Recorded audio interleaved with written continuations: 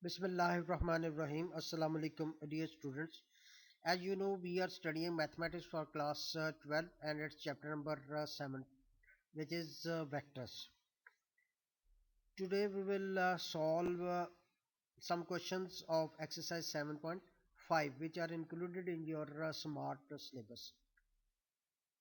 So, along with these questions, you also have to solve these examples. Example number 1 and 4 before exercise 7.5. So you will do these exercises, these examples by yourself, which are same as the questions which we have solved in the exercise. Today we will study work done and movement of a force. What is work done? ये वो topics हैं जो आप physics में भी पढ़ चुके हैं.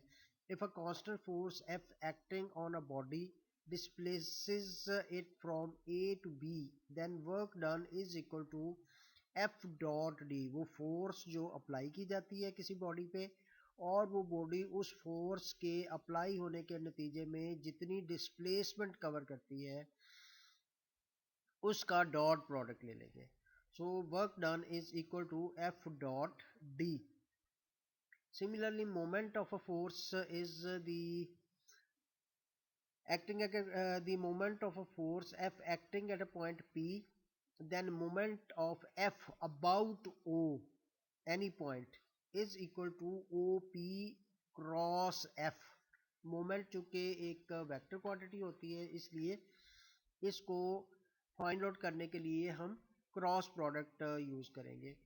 Where r is the vector represented by the line starting from where moment is to be determined and ending at the point where force is acting. देखिए ये एक पॉइंट है, फोर्स है और ये उस फोर्स की लाइन ऑफ एक्शन है, यानी फोर्स इस डायरेक्शन में लग रही है और इस पॉइंट पे हमने इस फोर्स को लगाया. इस पॉइंट O के अबाउट हमने इसका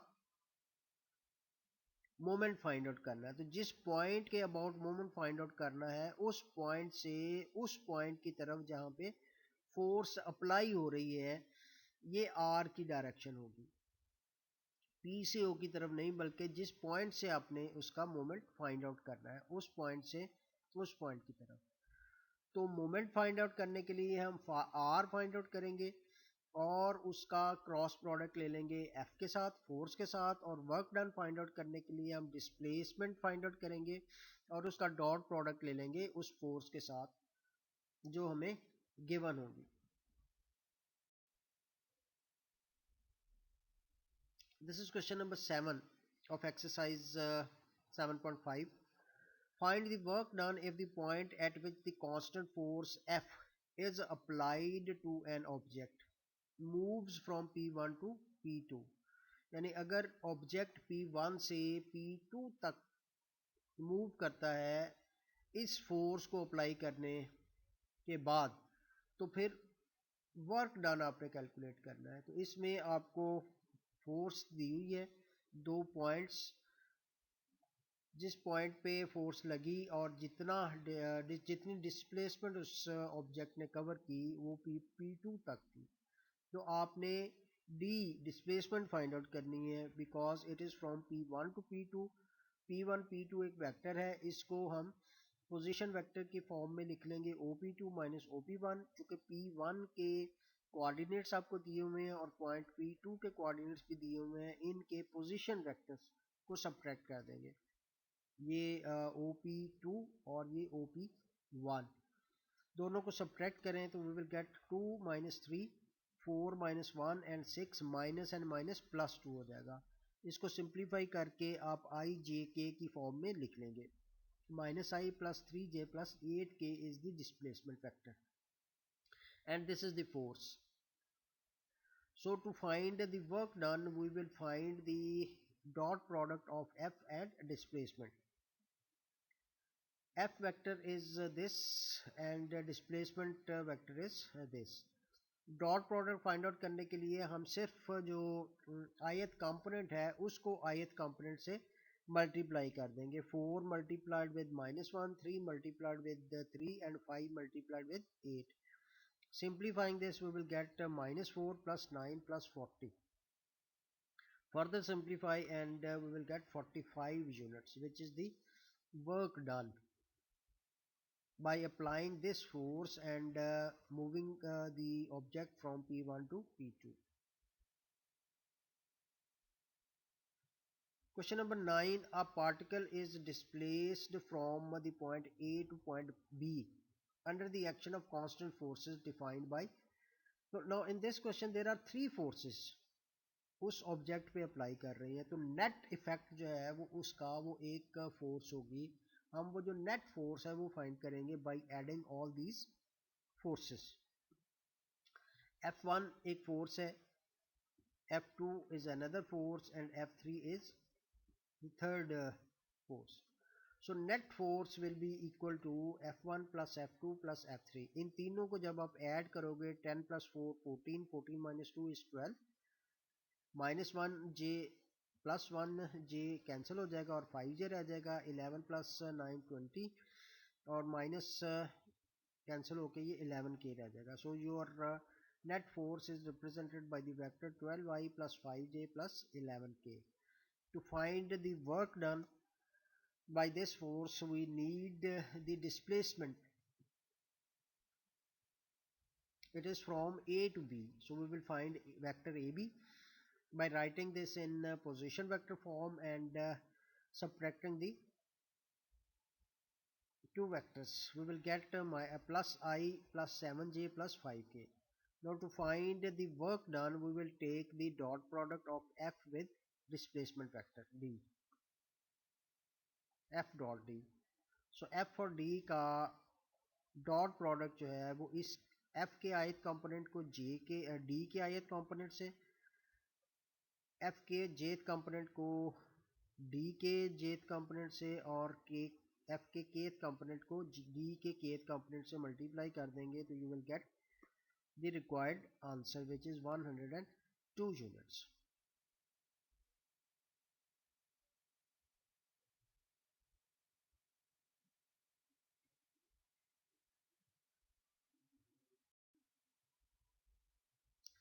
Question number 10. A force of magnitude 6 units along acting parallel to this force displaces the point of application from 1 2 3 to 5 3 7.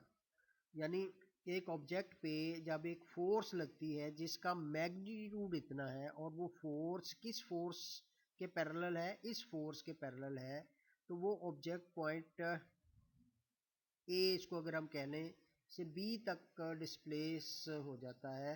तो हमने वर्क डन फाइंड आउट करना है. वर्क डन फाइंड करने के लिए हमारे पास एक फोर्स होनी चाहिए और डिस्प्लेसमेंट वेक्टर होना चाहिए.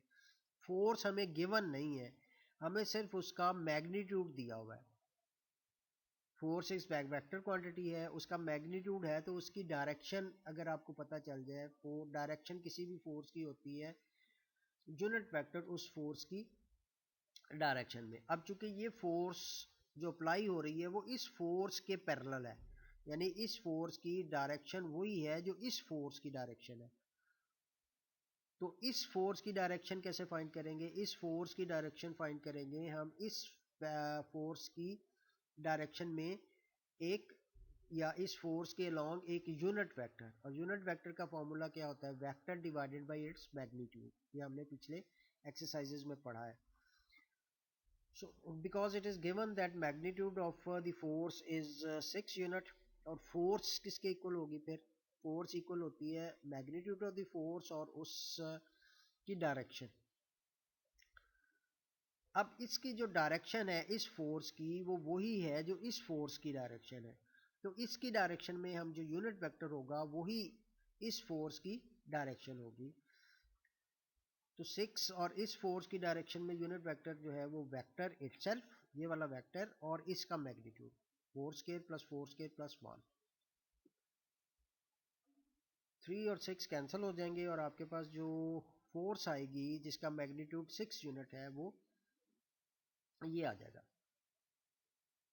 4i minus 4j plus 2k. 3 और 6 कैंसिल होकर 2 हो जाएगा और 2 को इससे मल्टीप्लाई करेंगे तो we will get 4i minus 4j plus 2k. Now we will find the displacement vector because point A and B are given.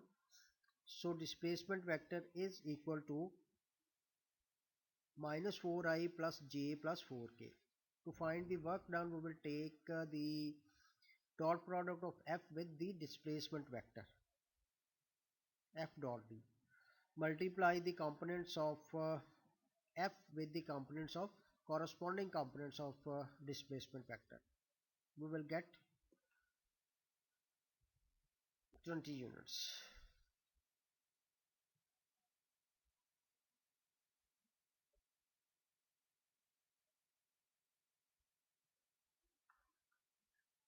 The question number 12. A force F 4i minus 3k passes through the point A. Find the moment of F about the point B. Point B के about हमने moment find करना है और point of action of the force is A. तो हमें force ये दी हुई है 4i minus 3k because इसका jth component missing है तो हम उसको 0j लगा देंगे ताकि हमारी calculation में mistake ना हो. और जो r वेक्टर है वो क्या होगा, चूँकि पॉइंट ऑफ एप्लीकेशन ए है और जिस पॉइंट के अबाउट आपने वेक्टर मोमेंट फाइंड करना है वो बी है, तो बी से ए की तरफ जो वेक्टर है वो हम फाइंड करेंगे. B A is equal to R. So B A is equal to O A minus O B.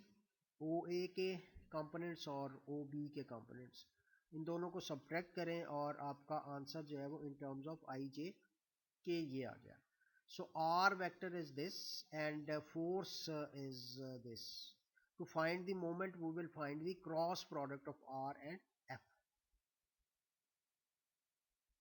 Cross product आपको पता है कि हम डिटर्मिनेंट फार्मूला यूज करके फाइंड आउट करते हैं.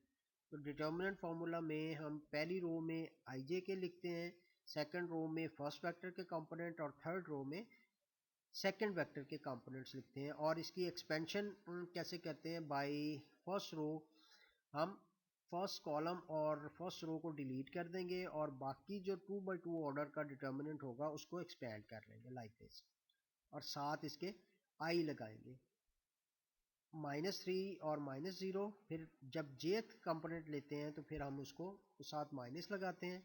इस कॉलम जेथ ये वाले कॉलम को और फर्स्ट रो को डिलीट कर देंगे. 1 multiplied by -3 is -3 and 4 multiplied by 4 is -16. J साथ आ जाएगा plus third column first row को डिलीट करेंगे. 1 multiplied by 0 is 0. 1 multiplied by 4 is -4 हो जाएगा क्योंकि यहाँ पे बीच में माइनस होता है के. इसे सिंप्लीफाई करें तो you will get -3i plus 19j minus 4k which is the answer. That is moment of the force when about point B if the point of action is A. So this is question number 12.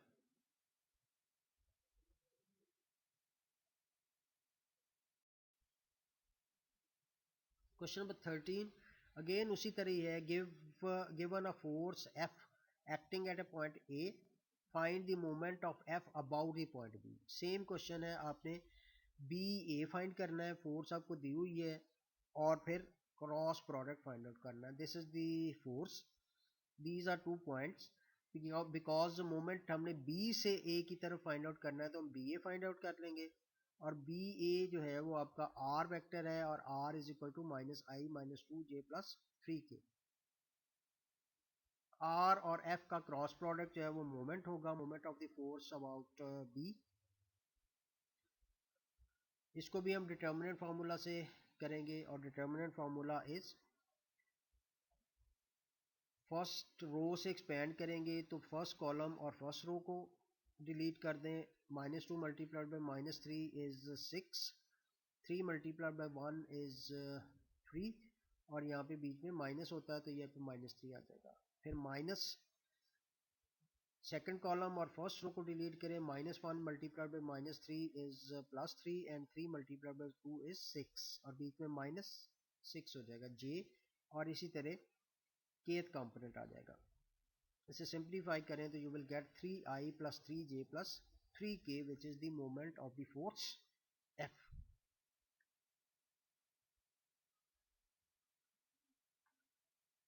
This is question number 15, and this is the last question of this exercise and of this chapter. A force F is applied at point this. A point of application P है. Find its moment about the point Q. Point Q के about हमने moment find out करना है. तो इसका मतलब R की direction जो है that is from Q to P. So we will find QP. Force is given, points are given. To find R, we will find QP. QP is equal to OP minus OQ. And this is equal to position vector of P and position vector of Q. इसे subtract करेंगे तो we will get R in terms of ijk, which is minus I minus 3j plus 2k. Now to find the moment, we will take the cross product of R and F. तो ये determinant बन गया. इस determinant को हम expand कर लेंगे बिल्कुल उसी तरह. तो आपके पास ये वाला वेक्टर आ जाएगा जो कि मोमेंट है, moment of F about Q. तो ये आपका चैप्टर नंबर 5 था. अब नेक्स्ट लेसन जो है वो उसमें हम चैप्टर नंबर 6 को स्टार्ट करेंगे. So this is my profile. If you have any problem, you can send me your problems at this number. Keep doing practice because practice makes knowledge perfect. Thank you for watching, and Allah Hafiz.